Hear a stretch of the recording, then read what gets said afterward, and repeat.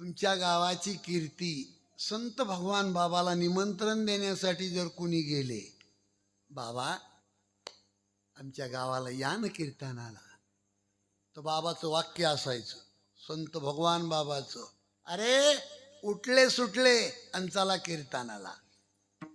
हत्तीला निमंत्रण देण्यासाठी घराचा दरवाजा मोठा लागतो, हे बाबांचं वाक्य असायचं. याचा भाव असा, नेघे माझी वाचा तुटी, महालाभ फुकासाठी, विश्रांतीचा ठाव, पायी संताची आभाव. नेघे माझी वाचा तुटी, महालाभ फुकासाठी. तुका म्हणे पापे, जाती संताची आजपे. नेघे माझी वाचा तुटी, महालाभ फुकासाठी. नमो विठ्ठला राजिया पांडुरंगा, नमो रुक्मिणी माऊली ज्ञान गंगा. नमो पुंडलिका, नमो चंद्रभागा. नमस्कार माझा रुक्मिणी पांडुरंगा. पांडुरंगा करू प्रथम नमन, पांडुरंगा करू प्रथम नमन, पांडुरंगा करू प्रथम नमन, पांडुरंगा करू प्रथम नमन. दुसरे चरण संताची, हरे चरण संत चरण संत जिया. कृपादाने कथेकारी,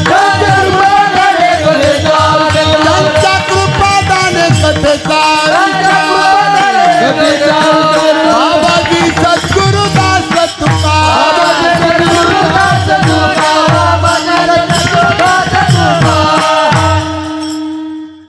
ओम नमो ज्ञानेश्वरा करुणाकरा दयाळा, तुमचा अनुग्रह लादलो पावन झालो चराचरी. मी कला कुसरी काहीच नेणू, बोलतो वचन्याती भाविका. तुमचा अनुग्रह लादलो पावन झालो चराचरी. जय हनुमान ज्ञान गुण सागर, जय कपीस तिहु लोक उजागर. रामदूत अतुलित बलिधामा, अंजनी पुत्र पवन सुत नामा. महावीर विक्रम बजरंगी, कुमति निवास सुमति के संगी. जय सिया राम बोलो, जय सिया राम, जय सिया राम बोलो, जय सिया राम.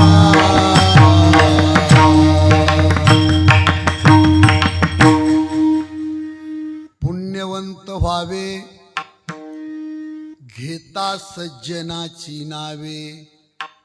नेघे माझी वाचा तुटी, महालाभ फुकासाठी. प्रस्तुत प्रसंगी सेवेकरता निवडलेला अभंग आपल्या महाराष्ट्राचे लाडके संत, ज्यांना पाचवा वेद म्हटलं जातं, असे श्री संत देहुनिवासी जगद्गुरु तुकोबाराया यांचा हा अभंग असून या अभंगाचा भाव असा आहे. हिको कमी करा, इकडं लक्ष द्या.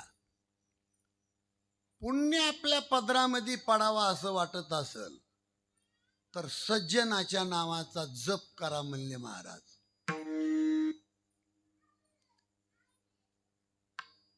जगाच्या पाठीवर माणसाच्या जीवनासाठी हा सर्वात मोठा लाभ आहे, फुकट आहे.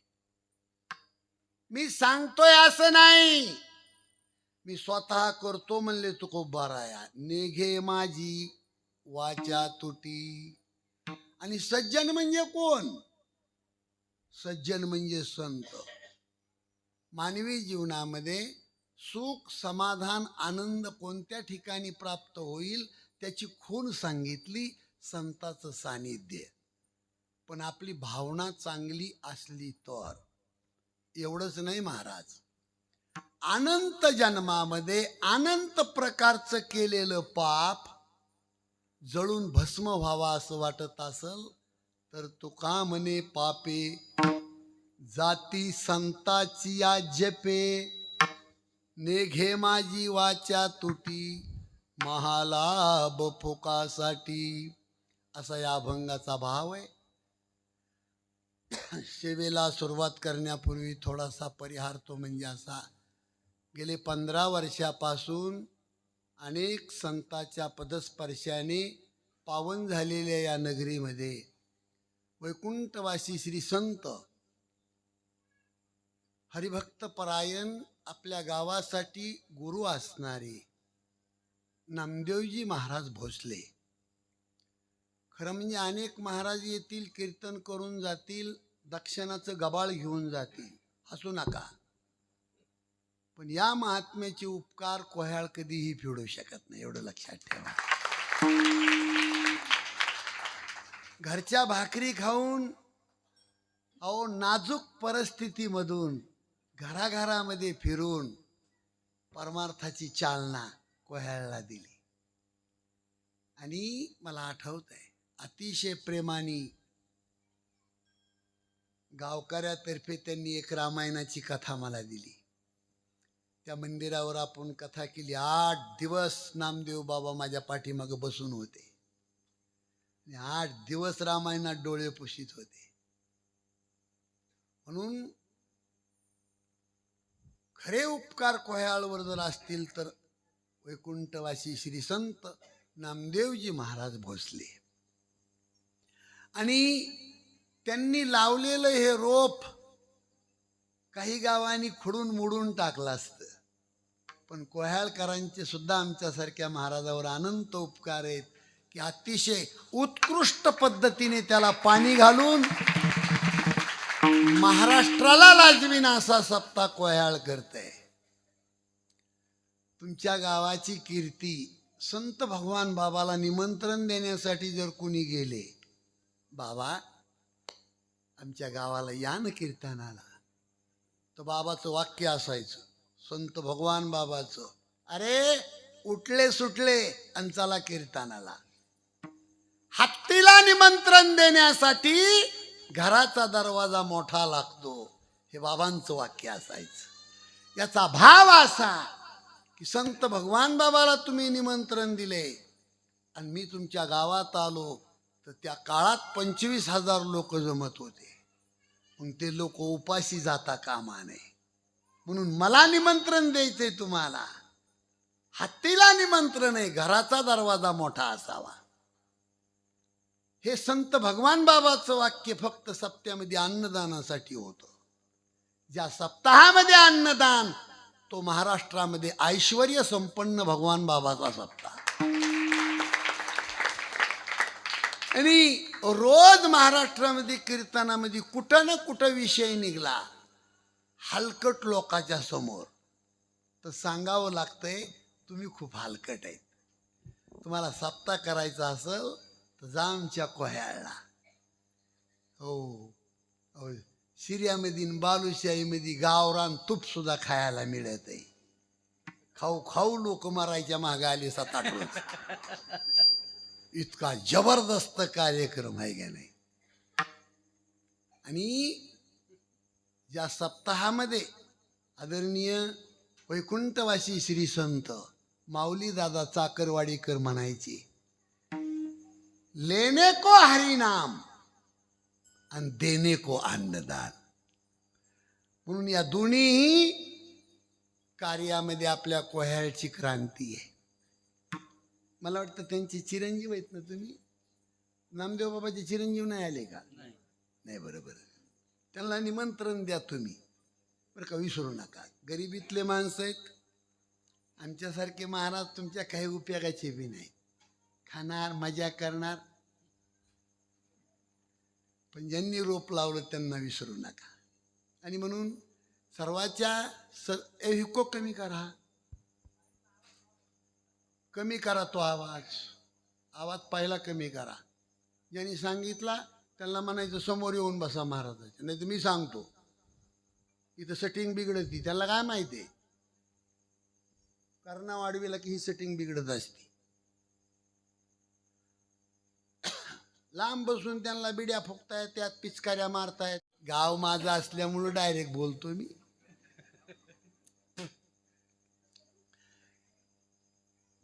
संपूर्ण गावकऱ्याच्या प्रेमातून ही सेवाची माझ्याकडे आलेली आहे.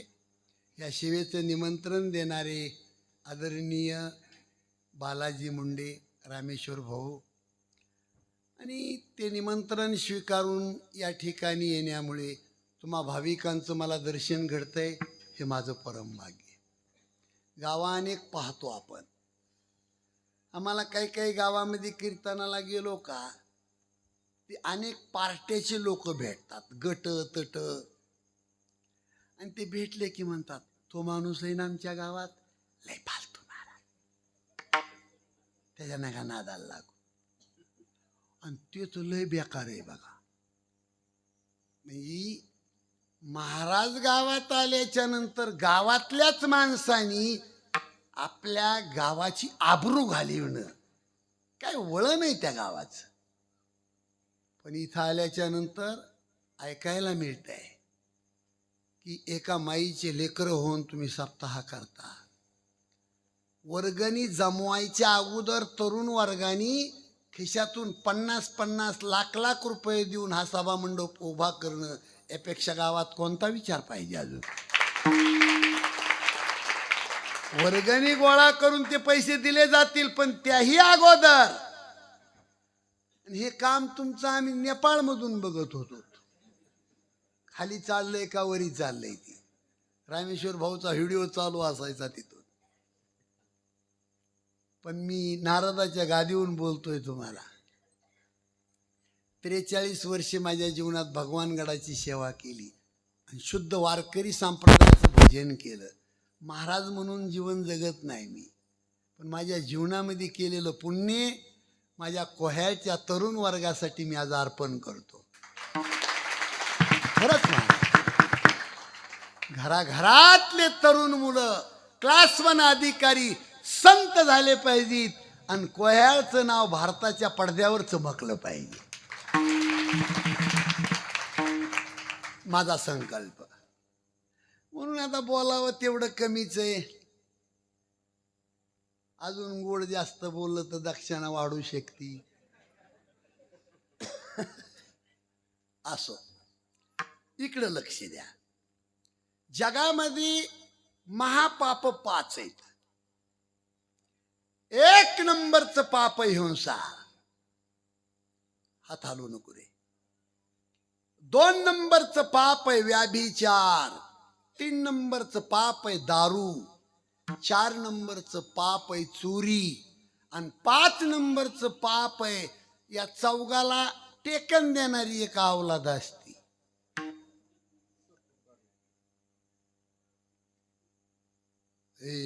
पाहावो कलीचे महिमान,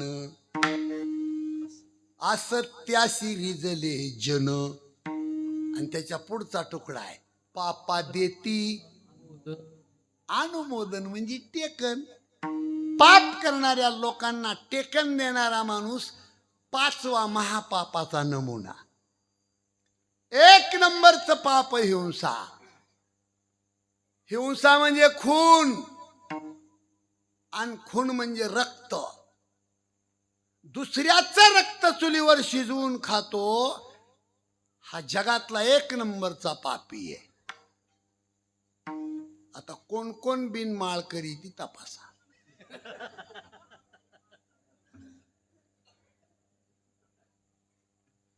आता इतकं गोड बोललो तुम्हाला अगोदर, पण ह्याच्यामधून झपकेच येत.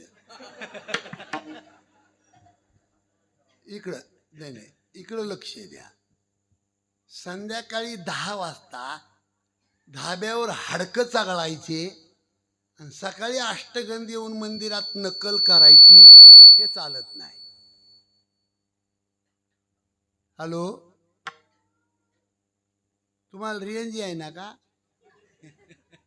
एक नंबरचं पाप आहे हिंसा.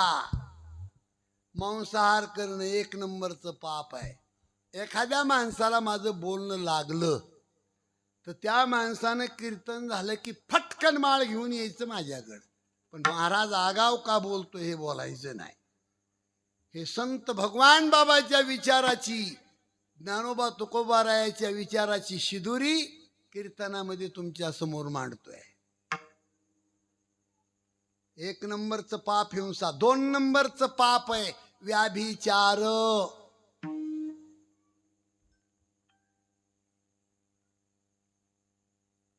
परस्त्री गमन करणारा माणूस, व्याभिचार करणारा माणूस 2 नंबरचा पापी आहे. इकडे लक्ष द्या. काम वासनेमध्ये सुख मानणारा माणूस या जगामध्ये हाय लेवलचा मूर्ख आहे.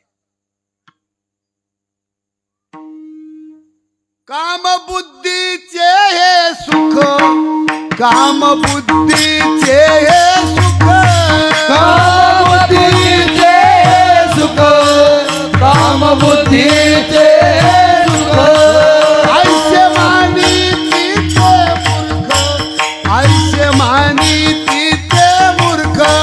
ऐसे मानिते मूर्ख, ऐसे मानिते मूर्ख. चंद्राशी लागला कलंक, चंद्राशी लागला कलंक, चंद्राशी लागला कलंक, चंद्राशी लागला कलंक. इंद्राशी दुःख प्रारब्ध, इंद्राचे दुःख प्रारब्धे, इंद्राशी दुःख प्रारब्ध. इंद्राचे दुःख प्रारब्धे. ऐशी प्रारब्धाची देव, ऐशी प्रारब्धाची देव, ऐशी प्रारब्धाची देव, ऐशी प्रारब्धाची देव. ऐसी प्रारब्धाची देव, ऐसी प्रारब्धाची देव, ऐसी प्रारब्धाची देव, ऐसी प्रारब्धाची देव.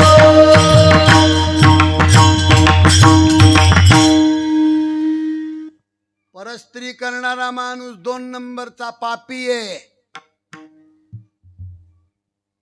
सज्जनानो इकडं लक्ष द्या. माणूस कोण श्रीमंत या मंडप मधला? कोण श्रीमंत? जो निष्कलंक आहे तो श्रीमंत आहे.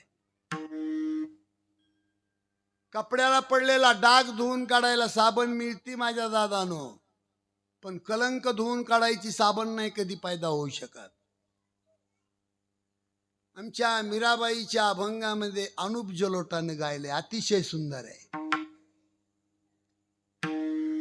जल से पतला कौन है, कौन भूमि से भारी, कौन गण से तेज है, कौन काजल से काली. पाण्यापेक्षा पातळ वस्तू कोणती आहे? जमिनीपेक्षा वजनदार वस्तू कोणती आहे? अग्नीपेक्षा तेज कशात जास्त आहे? आणि काजळापेक्षा काळी वस्तू जगात कोणती आहे? जल से पतला कौन है, कौन भूमि से भारी, कौन गण से तेज है, कौन काजल से काली. काय त्याचं गोड उत्तर आहे महाराज. जल से पतला ज्ञान है, पाप भूमि से भारी, क्रोध गण से तेज है, कलंक काजल से काली. पाण्यापेक्षा पातळ वस्तू जगामध्ये ज्ञान आहे. जमिनीपेक्षा वजनदार वस्तू जगामध्ये पाप आहे. अग्नीपेक्षा तेज रागात जास्त आहे. आणि काजळापेक्षा काळी वस्तू जगामध्ये कलंक आहे. म्हणून व्याभिचार, कलंक हे 2 नंबरचं पाप आहे. नाही तर मागं लावीन बघा. 3 नंबरचं पाप आहे दारू. दारू दारू झोपताना थोडी घेतली तर नाही अडचण, पण झोपताना घ्यायची. आता कोयाळमध्ये दारूच विकत नाही, दारू पित नाहीत लोक, तर काय याच्याबद्दल बोलू. पण आमच्या भागामध्ये शाने माणसं झोपताना घेतात. कारण संध्याकाळी झोपताना कोण बघत आहे महाराज, घरात कोण बघत, फक्त त्याला त्याची पत्नी बघते. आता पत्नी तरी ठरवीत असन मनामध्ये, हो किती शहाणा आहे ती, झोपताना घेतोय. मला काय म्हणायचंय, इतका जी मी तुम्हाला सडेतोड बोलतोय, काय तुमचा आणि माझा बांधाला बांध या, काय तुमची आणि माझी दुश्मनी का सांगा. मग काय बोलायचा संबंध आहे, कशामुळे इतकं टाकून बोलतात महाराज तुम्हाला. त्याचं एकच कारण सांगतो तुम्हाला, इतका ऐश्वर्य संपन्न सप्ताह आहे आपल्या कोयाळचा, बरं का. आणि हे माझं बोलणं ऐकून एखाद्या माणसाने संत भगवान बाबाच्या विचाराची उठून माळ घातली, तर मला वाटते माझं बोलणं सार्थकी लागेल. एवढाच भाव आहे. कोह्याळमध्ये एकही तरुण मांसाहारी राहू नये, हा संकल्प आपल्या तरुणाचा पाहिजे. रामेश्वर भाऊ, जसं बाकीचं कार्य करता तुम्ही, हा भौतिक विकास आहे, पण आध्यात्मिक विकासाचं बोलतोय मी. आध्यात्मिक विकास. तुम्हाला एक सांगू मी, माणसाचं हृदय बंद पडलं तर doctor angiography, angioplasty, bypass surgery करतो, हृदय चालू करतो.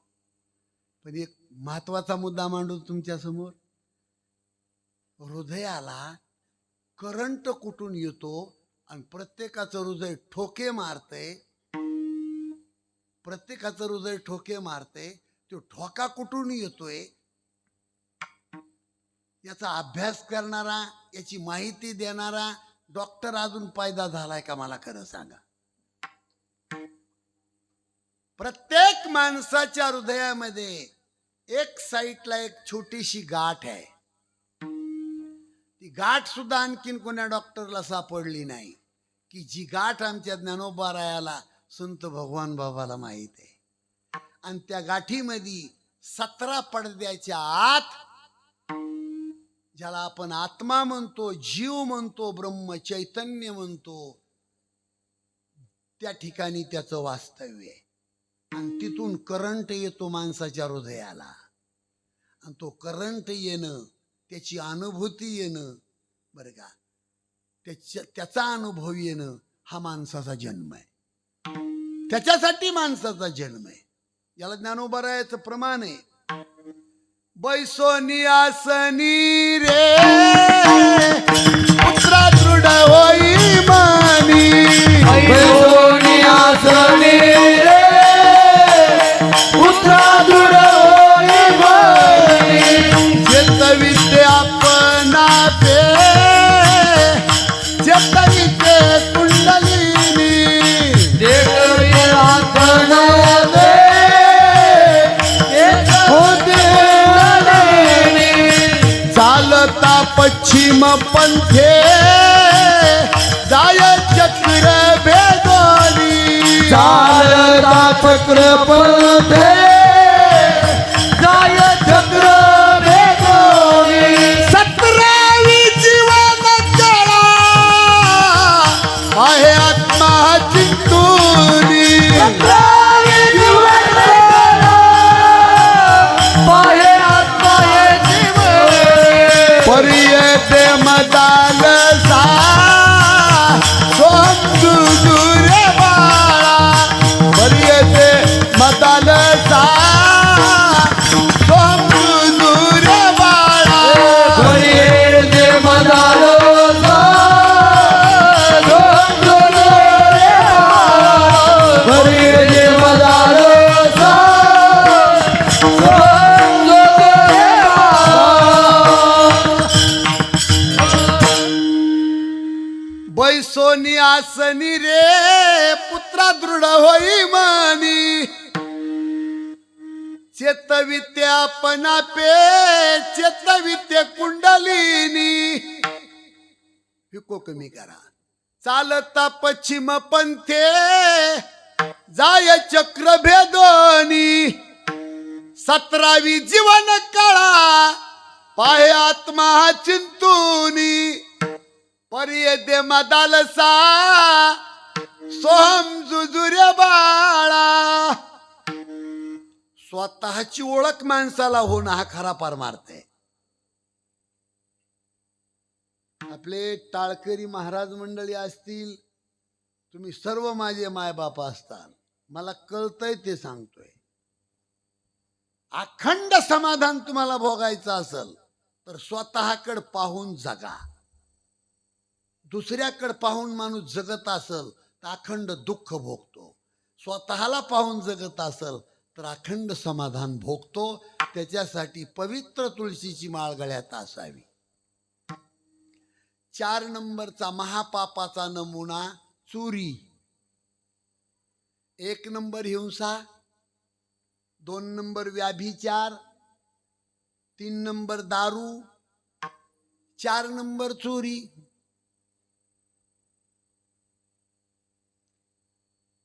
मतदान करताना जो पैसे घेतो आणि मतदान करतो हा चोर आहे. कोह्याळ मध्ये सगळे चांगले लोक आहेत असं समजून मी बोलतोय, पण गल्ली ते दिल्ली राजकारणाचा तमाशा जर कोणी केला असेल तर पैसे घेऊन मतदान करणाऱ्या लोकांनी केला. कुठल्याही नेत्याला नावं ठेवू नका.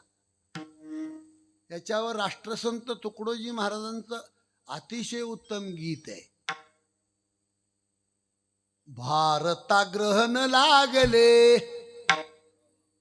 असे गुलाम जन हे झाले, येई धावत धावण्या पुन्हा पाहण्या, भारत आपुला पुन्हा पाहण्या, भारत आपुला पुन्हा पाहण्या, भारत आपुला पुन्हा.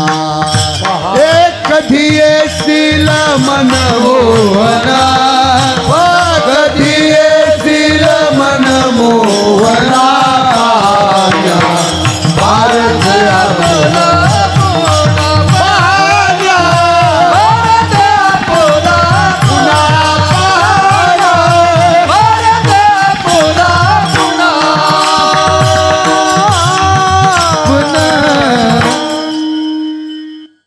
पंचवटीच्या ठिकाणी रावण सीतेची चोरी करायला येतो. वाळल्याला पाचोळा जर पायाखाली वाजला काढकून तो रावणाचा बीपी वाढतो. एवढा मोठा माणूस पाचोळ्याला घाबरतो, त्याचं कारण त्याच्या रक्तामध्ये दोष आहे. तो बाई चोरायला आला. कीर्तनाचं सप्त्याचं सार सांगतोय, माणूस म्हणून कीर्तन ऐका. ए परवा इकडे वरी लक्ष द्या रे. स्वप्नामध्ये सुद्धा तुमच्या दुःख येऊ नये असं जर तुमची भावना असेल तर नियत आणि मन स्वच्छ ठेवा. ज्याची नियत साफ आहे त्या माणसाला कुठल्या मंदिरात जाऊन भीक मागायची गरज नाही. देव त्याचे घर साफ करण्यासाठी देवच येतो. म्हणून 5वा नमुना ह्या चौघाला टेकन देतो. पापा देती अनुमोदन. आणि एवढे पाप करणारे लोक जरी असले तरी ते पाप नष्ट कशानं होतंय? फक्त जप केल्यानं होतंय. फक्त जप केल्यानं. पण जप कुणाचा करायचा हे अभंगाचं पहिलंच आहे. पुण्यवंत व्हावे, पुण्यवंत व्हावे, पुण्यवंत व्हावे, पुण्यवंत व्हावे, पुण्यवंत व्हावे, पुण्यवंत व्हावे, पुण्यवंत व्हावे, पुण्यवंत व्हावे. घेता सजनाची नावे, घेता सजनाची नाची नावे निघी माझी वाचा तोटी निघी माझी वाचा तोटी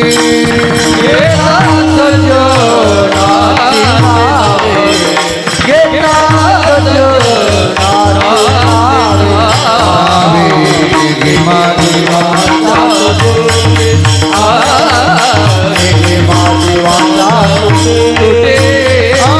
पुण्यवंत व्हावे पुण्यवंत व्हावे गीता सजनाची नाव गीता सजनाची नावे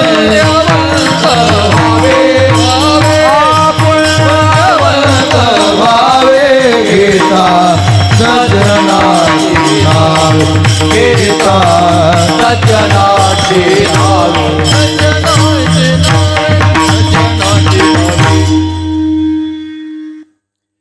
कितीही पाप केलेला माणूस असू द्या, पण ते पाप नष्ट व्हावा असं वाटत असेल मुंडे साहेब, माझ्याकडे लक्ष आहे तुमचं. सज्जनाच्या नावाचा जप करा. तुम्हाला 11 वाजेपर्यंत एक शब्द फालतू बोलत नाही. आणि कुठल्याही कीर्तनकाराने मनोरंजन करमणूक फालतू या गादीवर बोलायचं नाही. समाज अधोगतीला जाणार त्यांच्यामुळे. मी काय बोललो तुम्हाला, पापातून मुक्त व्हायचं असेल तर सज्जनाच्या नावाचं जप करा. आता खूप कठीण मुद्दा आहे आपल्या समोर. महाराज सज्जनाच्या नावाचा जप करा म्हणता तुम्ही, सज्जन ओळखायचा कसा? कसा ओळखणार तुम्ही सज्जन? आता माझा प्रश्न आहे, कोह्याळमध्ये या जाहीर मंडपमध्ये, या मंडपमध्ये जो ओरिजिनल सज्जन माणूस आहे त्यानं हात वर करून दाखवावा.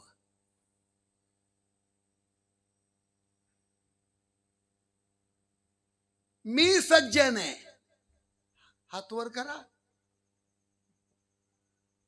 सगळे बेकार आहेत का काय बाबा इथं?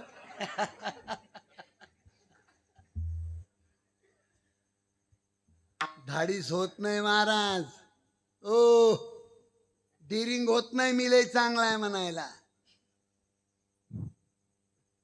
तुम्हाला महत्वाचे वाक्य बोलून जातोय. मी लय चांगला आहे याचा साक्षीदार कोण आहे तुमच्यासाठी? काय म्हणणं आहे तुमचं? कोण साक्षीदार? लय माणसामध्ये मी शहाणा आहे, ओरिजिनल. त्याला साक्षीदार फक्त स्वतःच मन असतं, लक्षात ठेवा. जगात नसतो साक्षीदार. गावामध्ये मी किती चांगला आहे याचा साक्षीदार स्वतःच मन असतंय. कोण या मंडप मध्ये सज्जन माणूस आहे? बर ठीक आहे, सज्जनाचं सोडून द्या. या मंडप मध्ये दुर्जन कोण? अहो दुर्जन कोण? लाल शर्ट्यावाले मांडी घाला तुम्ही. गुडघे दुखत आहेत का? बरे हा. ए दुर्जन कोण? अहो कोण म्हणेन मी वाईट आहे? शक्य आहे का? या दोन्ही गोष्टीला डिरिंग लागत नाही. आणि एवढं सोपं समजू नका, सोपं समजू नका. सज्जन कोण? अहो जगात तपास नाही अजून त्याचा. शांतीब्रह्म एकनाथ महाराजांनी स्वतंत्र अभंग लिहून ठेवलाय. पवना घालवेल पालान, पवना घालवेल पालान, गगनात पवना घालवेल पालान, पवना घालवेल पालान, हे पायी चढवेल पायी चढवेल भूत भविष्य कळो येईल वर्तमान, भूत भविष्य वर्तमान, भूत परी त्या साधूचे न कळे महिमा नवो, ऐसी कैसी आने भेटती ती साधू ऐसी कैसी आने भेटती ती साधू परिता साधूचे रंगडे महिमानवा ऐसी कैसी आने भेटती ते साधू ऐसी कैसी भेटती ते साधू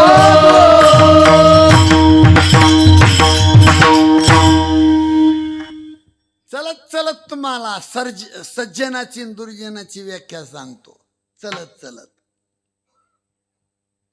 हिरण्य कश्यपूला मांडीवर घेऊन देवानी फाडलं, पोटच फाडलं त्याचं हिरण्य कश्यपूच.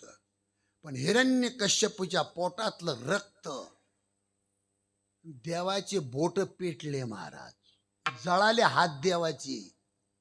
हिरण्य कश्यपूच्या पोटातल्या रक्तानी देवाच्या बोटाला दाहकत्व तयार झालं. याच्या विरुद्ध भाषेला म्हणजे हा झाला दुर्जन, पण याच्यासाठी सज्जनाचा दृष्टांत आहे आपल्या महाराष्ट्रातला जिवंत. संत भगवान बाबांनी स्वतःचं इंद्रिय नष्ट केलं गारगोटीनी आणि बाबांच्या शरीरातलं रक्त बाहेर आलं आणि जमिनीवर सांडलं तर जगातली पवित्र वस्तू त्याच्यातून जन्माला येते. याला म्हणतात सज्जन. जगामध्ये सगळ्यात घाण वस्तू जर कोणती असेल तर माणसाचं शरीर आहे. पण त्या घाण शरीरातलं रक्त ज्या वेळेला धरणीवर सांडतं त्यावेळेला त्या रक्तापासून पवित्र तुळस जन्म घेते. हा सज्जन. तयाच्या चिंतने करतील दोषी तयाच्या चिंतने करतील दोषी तयाच्या चिंतने करतील दोषी तयाच्या चिंतने करतील दोषी तयाच्या चिंतने करतील दोषी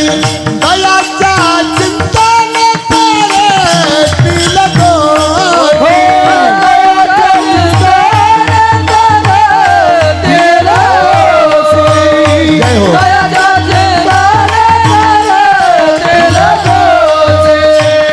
जळतील राशी पातकांच्या पातकांच्या जळतील राशी पातकांच्या पातकांच्या तयाच्या चिंतने करतील दोषी तयाच्या चिंतने करतील दोषी जळतील राशी पातिकांच्या पातिकांच्या जळतील राशी पातिकांच्या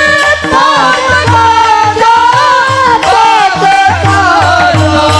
तयाच्या चिंतने करतील दोषी तयाच्या चिंतने करतील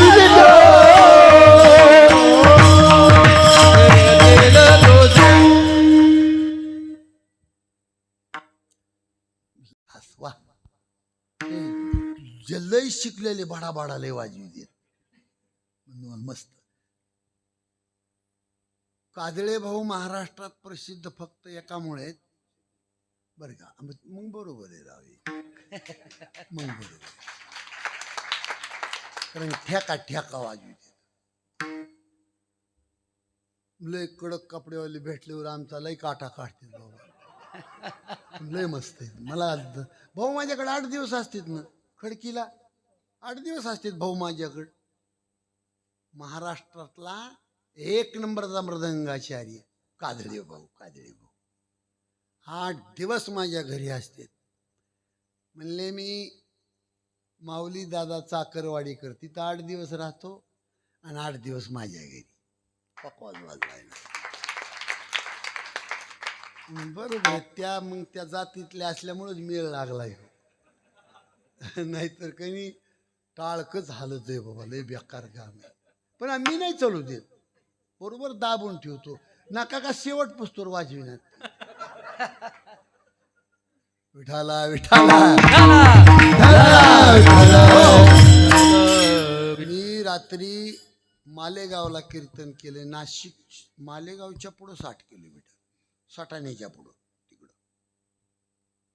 आणि वाटायचं की स्वर्गात आहे मी. काय नियोजन रामेश्वर भाऊ, आणि तेच नियोजन आहे बरं कोह्याळमध्ये, तेच आहे नियोजन. काही उणीव नाही, काही उणीव नाही. हो, संत भगवान बाबाला आवडला असा ऐश्वर काय गोड टाळकरी आहेत. आता तुम्हाला कटाळा येईल म्हणून सांगा, नाही तर मी सकाळपासून कीर्तन करू शकतो. हो. असो, संत भगवान बाबांच्या जयंतीनिमित्त या कार्यक्रमाचं म्हणजे आयोजन आहे. आणि संत भगवान बाबाच्या जन्माचा पाळणा जर मी नाही म्हणलो तर मला पाप लागेल. अतिशय गोड पाळणा. त्याची रचना केलेली आहे सांगवीच्या शहाजी बापूंनी, आणि गायाचं काम केलंय मी स्वतः. सावर गावात आनंद झाला, पाटील तू बाजी कौतिका मातेला. भगवान बाबा पुत्र जन्मला, जैसा सूर्याचा प्रकाश पडला. जो बाळा रे जू. फक्त स्वर द्या, पांकून, असं पांकून वाजलं पाहिजे. असं शके 1818 वर्षात कृष्ण पंचमी श्रावण मासात. थोडा विको द्या, उग थोडा. शके 1818 वर्षात कृष्ण पंचमी श्रावण मासात. तिसरा सोमवार बाई धरीत, तिच्या उदरी अवतरले संत. जो बाळा रे जू. गुडिया तोरणे लावी ती द्वारी, मंगल वाद्यात वाजे तो तारी. वाटी ती साखर पान सुपारी, तेथे धावती नर या नारी. जो बाळा रे जू. नाहू घाली ती माता बाळाला, हिरवी साडी चोळी बाईला. वाटी ती सुंठ वडा सर्वाला, कुलदीपक हिरा जन्मला. जो बाळा रे जू. 12व्या दिवशी बारसे केले, दान धर्म आहेर झाले. जन्मभूमीसी भोजन दिले, आबाजी आईसे नाव ठेविले. जो बाळा रे जू. सोन्याची सरी बाळा घाली ती, पायी पैंजण वाळे वाजती. कर दुडान मुद्रिका हाती, अंगी रेशमी जरीची झळकती. जो बाळा रे जू. बाळ घातले रंगीत पाळण्यात, चांदव्याला रागू चिमण्या शोभत. कौतिका माता पाळणा हलवीत, ज्योतिषे बाळाचे भविष्य सांगत. जो बाळा रे जू. पाळण्यात बाळ असताना कौतिका मातेला भविष्यकारानं भविष्य सांगितलंय. काय सांगितलं भविष्य? ए आई, ब्रह्मचारी हा बाळ राहील, प्राण्याची हिंसा बंद करील. बंकट स्वामीचा शिष्य होईल, दोन्ही कुळासह जग उद्धरील. जो बाळा रे जू. शेडा लावूनी तुतारी वाजती, भालदार चोपदार संगे चालती. भगवान बाबा कीर्तन सांगती, रूप पाहता नेत्र दीपती. जो बाळा रे जू. राजयोगी हा बाळ होईल, भगवान गड नवा बांधिल, कीर्तीचा झेंडा अमर राहील. उद्धव महाराज त्याचा पाळणा गाईल, जुबाळा रे जो. विठाला विठाला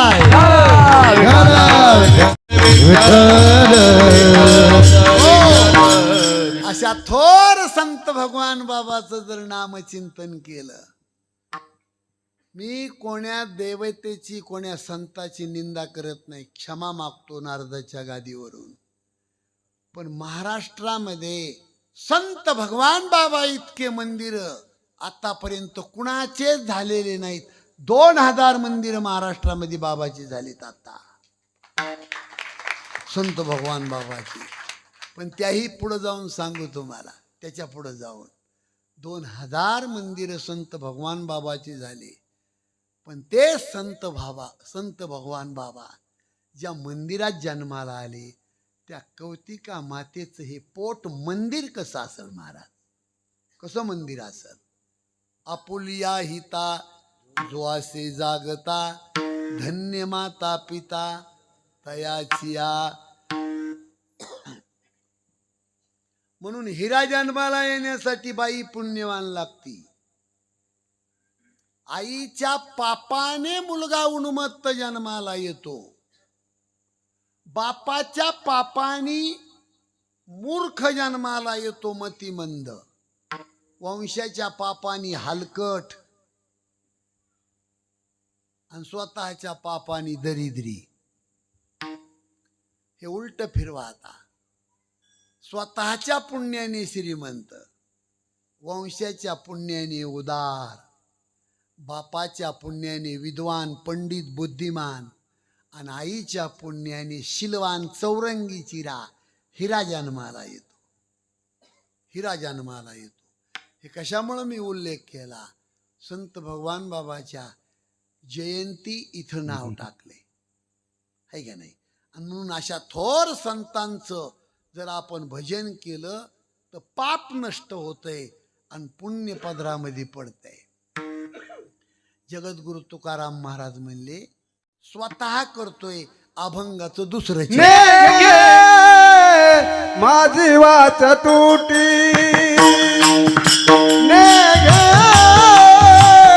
माझी वाच तुटी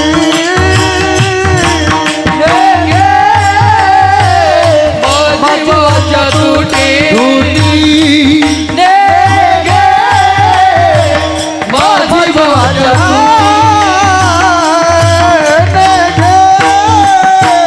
माझी वाच तुटी गे माझी वाचा तुटी माझी वाचा तुटी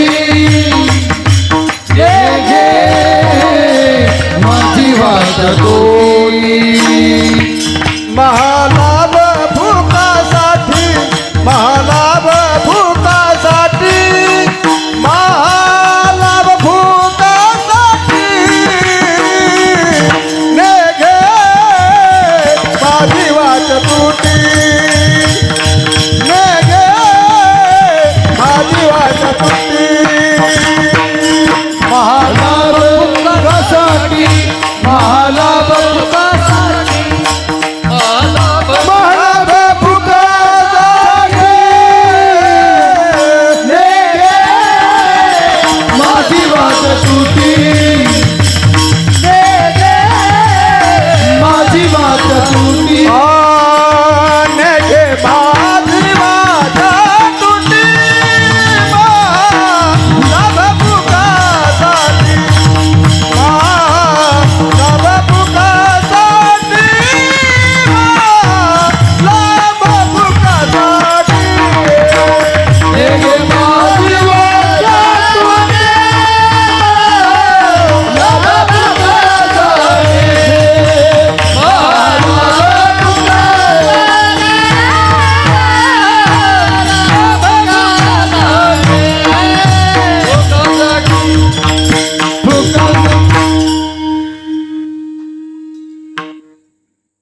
जगाच्या पाठीवर सगळ्यात मोठा लाभ आहे कोणता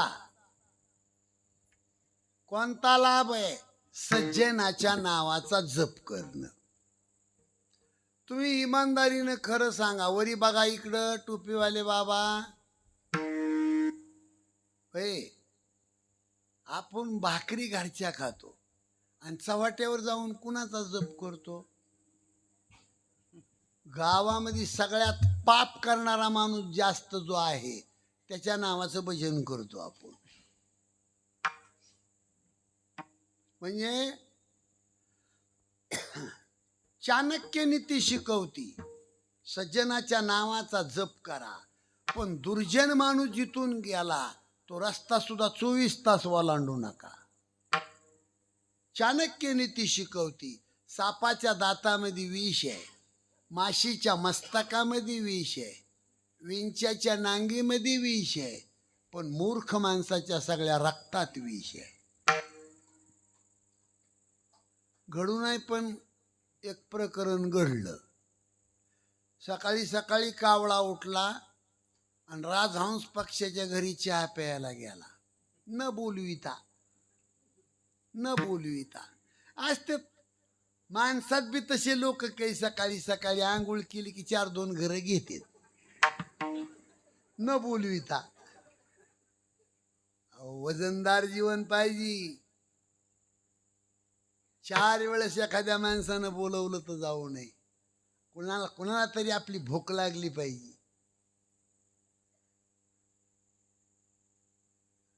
आपली किलस ज्यांना येते त्याच्या दारात जाऊन मुदाम चहा पितो माणूस, म्हणजे हे कोणचं वळण आहे?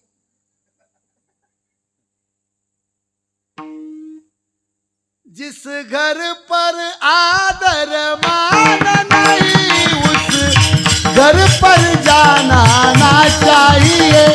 जिस घर पर आदर मान नहीं उस घर पर जाना ना चाहिए. जिस घर पर आदर मान नहीं उस घर पर जाना ना चाहिए. जिस घर पर आदर मान नहीं उस घर पर जाना ना चाहिए. चाहे लड़का कितना भी प्यारा हो उसे सिर पर बिठाना ना चाहिए. जिस घर पर आदर मान नहीं उस घर पर जाना ना चाहिए. जिस घर पर आदर मान नहीं उस घर पर जाना ना चाहिए. चाहे लड़की कितनी भी प्यारी हो उसे घर घर घुमाना ना चाहिए. जिस घर पर आदर मान नहीं उस घर पर जाना ना चाहिए. जिस घर पर आदर मान नहीं उस घर पर जाना ना चाहिए. चाहे भैया कितना भी दुश्मन हो उसे भेद छुपाना ना चाहिए. जिस घर पर आदर मान नहीं उस घर पर जाना ना चाहिए. जिस घर पर आदर मान नहीं उस घर पर जाना ना चाहिए. ना चाहिए. ओघाने आलं म्हणून सांगतो गड्या माणसासाठी. पुरुषांनी मनातली गोष्ट घरात बाईला कधी सांगू नये आणि मनातली गोष्ट रक्ताचं नातं असलेला भाऊ त्याला सांगायला मागं कधी ठेवू नये. पण बुद्धिमान जो पुरुष आहे त्यानं मनातली गोष्ट घरात बाईला कधी सांगू नये. हो, आपलं कसं आहे? आपलं कसं आहे महाराज आमचं असं आहे. भाकरी करायला ती असती आणि चुलीत लाकडं घालायला मीच असतो. लय शहाणा आहेस बाबा, तो वागच आहेस तू.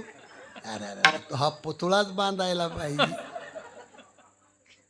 विठाला विठाला विठाला विठाला विठाला विठाला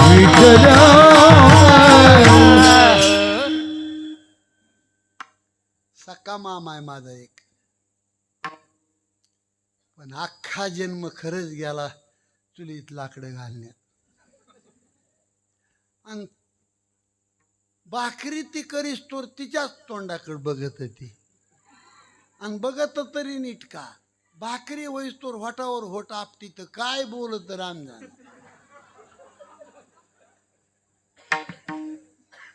कसं बघत कसं बोलत, तुम्ही माझ्या चेहऱ्याकडे लक्ष द्या. का बाई इकडं बघा. अरे का तुलाच बायको आहे का काय माणसं.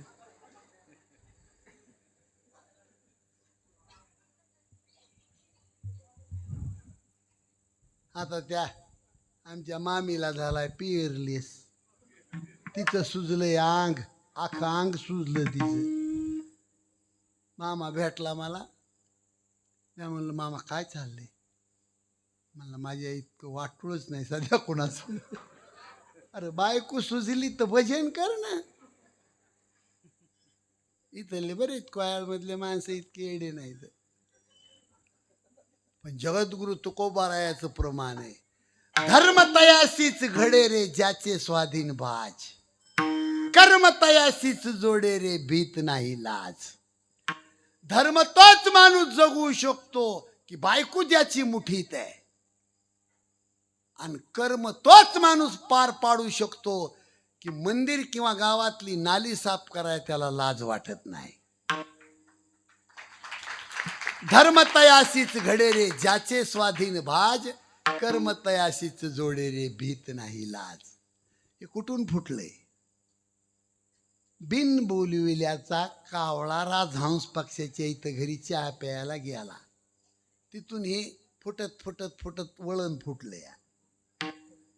आता का राजहंस पक्षाचं घर म्हणजे अहो गावातलं आदर्श कुटुंब. निस्त्या दुधातला चहा प्याला कावळा, आणि जिवाळ्या चाटीत माघारी निघाला. आणि कावळा कुणाला म्हणते, ज्याच्या घरचा चहा प्याला त्याच घराचं कुटीत बसला येऊन चौकात. ही कावळ्याची अवलाद गावागणित 4-2 लोक असते ती, फक्त कोह्याला सोडून. महाराज जाता जाता तो कावळा राजहंस पक्षाला म्हणतो, गरीबाचं निमंत्रण एक दिवशी या ना माझ्या घरी चहा प्यायला. महाराज हे निमंत्रण स्वीकारू नका आयुष्यामध्ये, याच्यासाठी हा दृष्टांत आहे. सोन्याची सूर्य असल पण नालायकाचं निमंत्रण स्वीकारू नका. अहो राजहंस पक्षानं निमंत्रण स्वीकारलं आणि कावळ्याच्या घरी गेला चहा प्यायला. कावळ्याचं घर म्हणजे झाडावं घरट. त्या घरट्यात राजहंस कावळा चहा पाणी गप्पा, आणि शिकार खेळून थकल्याला राजा त्या झाडाखाली झोपला होता. कावळ्याने केला ना वरून त्याचा कार्यक्रम, आणि कावळ्याची विष्ठा राजाच्या गालावर येऊन पडली, आणि धडपडून राजा उठला, उश्याची बंदूक घेतली आणि त्या घरट्यावर गोळी मारली. अहो कावळा भरकून उडून गेला, आणि गोळी कुणाला लागली. रक्ताच्या चिळकांड्यान फडफड करीत तो राजहंस पक्षी राजाच्या मांडीवर येऊन पडला, आणि देखना पक्षी पाहून राजाचं अंतकरण भरून आलं. बाप रे, अहो तुम्ही इथं कसे. चोले महाराज तुम्ही आता कोह्याळला होते ना कीर्तनाला, दिंदरूटच्या धाब्यावर कशी.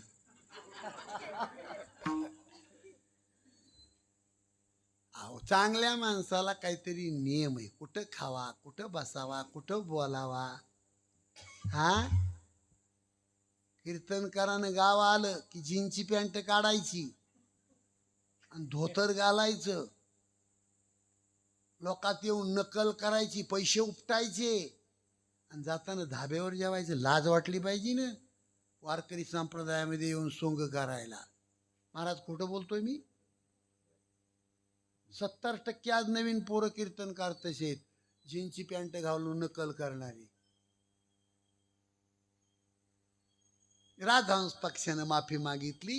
मूर्खाच्या संगतीने माझं जीवन उद्ध्वस्त झालं. संगतीचा परिणाम आहे महाराज.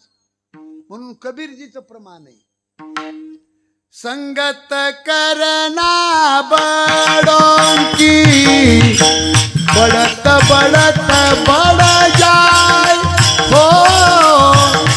गज के माथा आजा बैठे मन माने सो फल खाए. कबीरा मन माने सो फल खाए.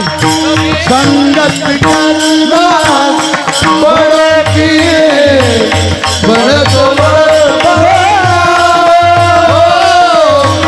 गज के माथा जा बैठे मन माने तो कबीरा मन माने कबीरा. वारकरी संप्रदाय ज्यांनी स्वीकारला, संत स्वीकारले, त्याचं सोनं आहे महाराज. संपत्तीच्या धनाच्या पाठीमागं पळणाऱ्या माणसाची झिरो किंमत आहे. काय नाही दमडी आपल्यापाशी.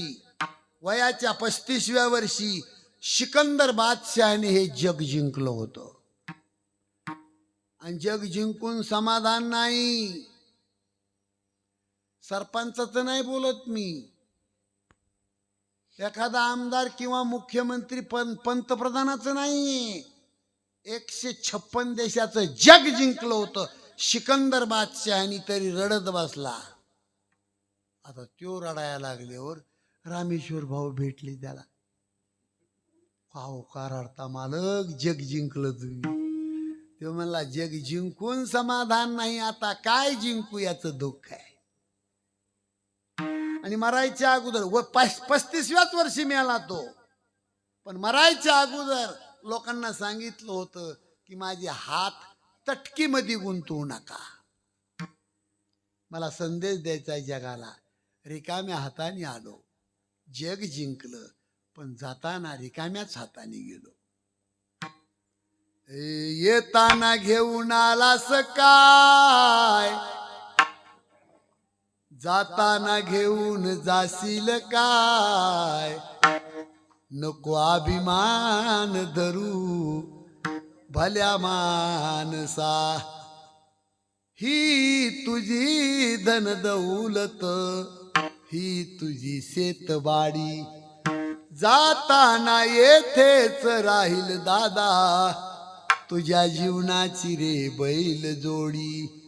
संताच्या सज्जनाचे नको अवमान करू भल्या मानसा.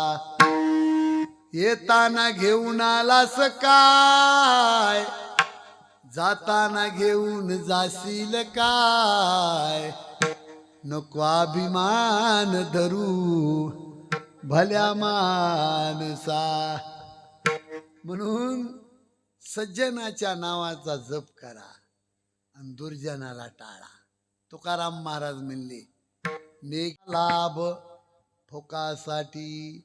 आणि सज्जन म्हणजे कोण? सज्जन म्हणजे संत. विश्रांती, समाधान, आनंद जर कुठं प्राप्त होत असेल तर संताचं सानिध्य, अभंगाचं तिसरं चरण. विश्रांतीचा ठावा, विश्रांतीचा ठावा, विश्रांतीचा ठावा, विश्रांतीचा ठावा. वा वा, विश्रांतीचा जय हो. ठावा, विश्रांतीचा ठावा, विश्रांतीचा ठावा, विश्रांतीचा ठावा. विश्रांतीचा ठावा, विश्रांतीचा ठावा, विश्रांतीचा ठावा, विश्रांतीचा ठावा, विश्रांतीचा ठावा, विश्रांतीचा ठावा.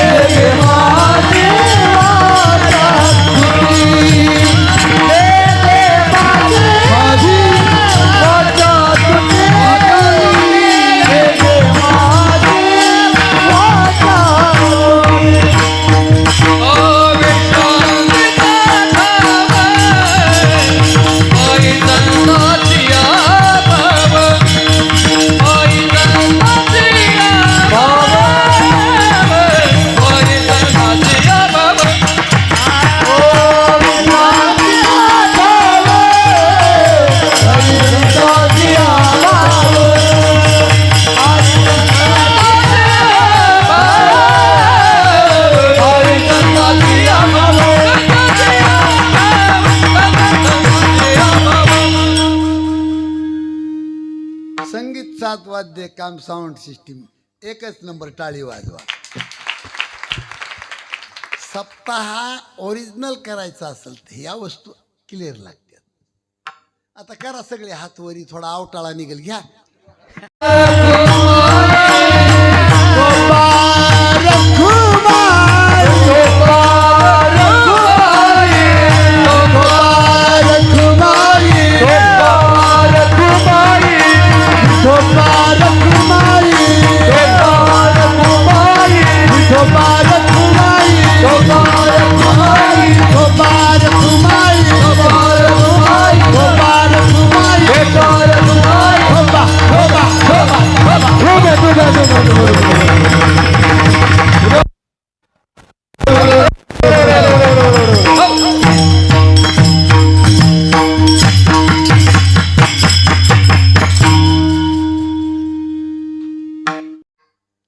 लाभाच्या विरोधात हानी.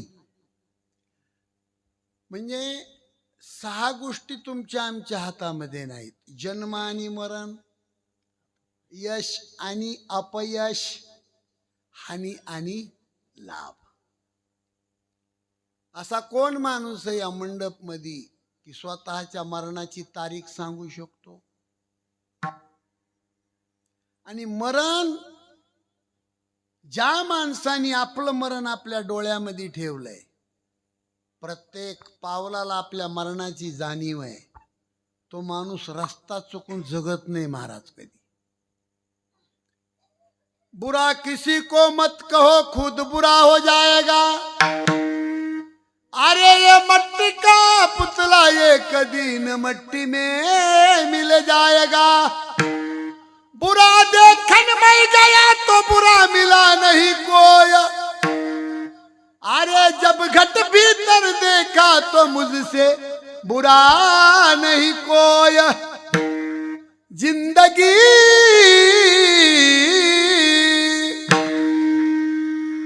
जिंदगी एक किराए का घर है, एक ना एक दिन बदलना पड़ेगा. जिंदगी एक किराए का घर है, एक ना एक दिन बदलना पड़ेगा. जिंदगी एक किराए का घर है, एक ना एक दिन बदलना पड़ेगा. जिंदगी एक किराए का घर है, एक दिन बदलना पड़ेगा. जिंदगी एक किराए का घर है, एक ना एक दिन बदलना पड़ेगा. मौत जब तुझको आवाज देगी, घर से बाहर निकलना पड़ेगा. जिंदगी एक किराए का घर है, एक ना एक दिन बदलना पड़ेगा. जिंदगी एक किराए का घर है, एक ना एक दिन बदलना पड़ेगा. जिंदगी एक किराए का घर है, एक ना एक दिन बदलना पड़ेगा.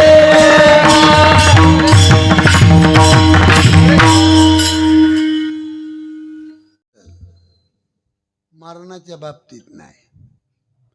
प्रत्येकाची पत्नी हो मालकाला मिट्टू आणि गोड बोलती, पण शेजेची कामीन दूर. हे कशामुळं मी कुणीकडे बी फिरतोय कीर्तनात, तरुण मंडळी म्हणती महाराज भारूड म्हणा. मग ते वैदिनीचं भारूड घ्यायचं ठरलं की इकडे यावं लागतं. नाथ महाराज म्हणले कलियुगातली बाई सोन्यावर जास्त प्रेम करील, धन्यावर. तुका म्हणे पापे, तुका म्हणे पापे, तुका म्हणे पापे, तुका म्हणे पापे, तुका म्हणे पापे, तुका म्हणे पापे, पापे, तुका म्हणे पापे. जाती संता दिया जपे, दाती संतांची आगबे ने माझे वाचा तुझे ने माझे वाचा तुझे संतांची आगबे दाते संतांची आगबे ने माझे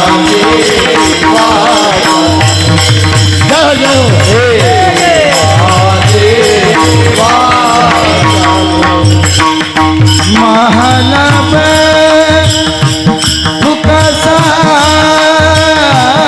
फुकसाने महानव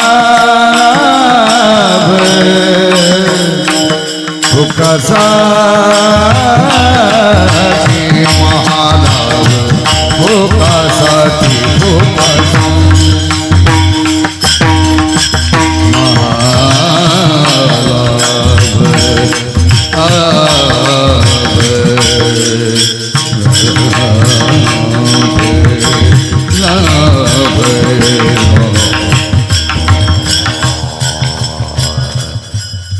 भोगासाठी लाभ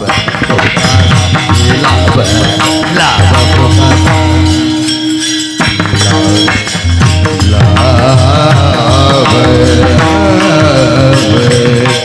लाभ छाती लावायची छाती